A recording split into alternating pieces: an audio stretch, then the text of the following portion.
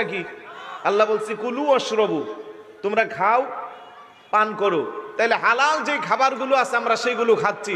আপনি কি কিয়ামতের আগেও ফতোয়া দিতে পারবেন যে হালুয়া রুটি হারাম? সারা বছর হালুয়া রুটি আমরা খাই না? প্রত্যেক দোকানে তো হালুয়া পাওয়া যায়, রুটিও পাওয়া যায়, পরোটা পাওয়া যায়। তখন আপনার ফতোয়া আসে না। শবে বরাতকে একটা স্পেশাল দিবস হিসেবে আমরা যেহেতু সারা রাত ইবাদত বন্দিগির মধ্যে কাটাবো, তাহলে আমাদের ঐতিহ্য আমরা মানুষকে খাওয়াবো। যেহেতু ইসলামের অন্যতম একটি রুকন হলো মানুষকে খাওয়ানো।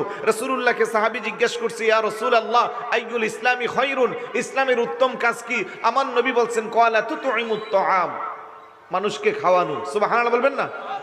তো এই থিওরি থেকে গতকাল যারা বা আজকেও ইফতারের সময় যারা নানাবিধ খাবারের আয়োজন করবে, এটা আমরা করে থাকি।